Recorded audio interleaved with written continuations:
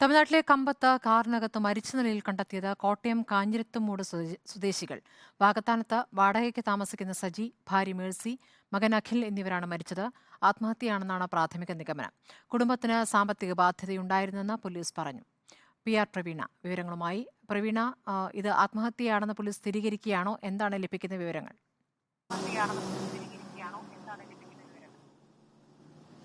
സ്മൃതി, ഇവർ നേരത്തെ താമസിച്ചിരുന്നത് പുതുപ്പള്ളി കാഞ്ഞിരത്തുമൂട് എന്നുള്ള സ്ഥലത്താണ്.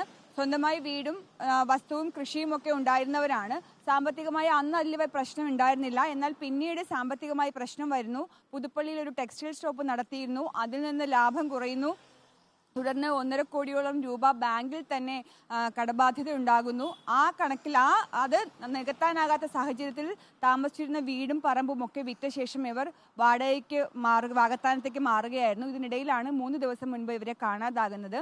ബന്ധുക്കൾ പരാതി നൽകിയിരുന്നു. ഇതിനിടയിലാണ് കമ്പത്ത് നിന്നും മരണവിവരവും വരുന്നത്. സാമ്പത്തിക ബാധ്യത തന്നെ ആയിരിക്കാം ആത്മഹത്യക്ക് പിന്നിലെന്നാണ് ഇപ്പോൾ പറയുന്നത്. ആത്മഹത്യയാകാം എന്നുള്ളതാണ് പോലീസിന്റെ നിഗമനം. എന്തായാലും ഇനി തേനിയിൽ ബാക്കി പോസ്റ്റ്മോർട്ടം നടപടികളൊക്കെ പൂർത്തിയാക്കിയ ശേഷമായിരിക്കും ഇവിടേക്ക് കൊണ്ടുവരിക. നാട്ടുകാരടക്കമുള്ളവർ പറയുന്നത് വൻ സാമ്പത്തിക ബാധ്യത ഉണ്ടായിരുന്നതുകൊണ്ടാണ് ഇത്തരത്തിലേക്കൊരു തീരുമാനം എടുത്തത് എന്നാകാം എന്നുള്ളതാണ്. ശരി, PR പ്രവീണയാണ് വിവരങ്ങൾ നൽകിയത്.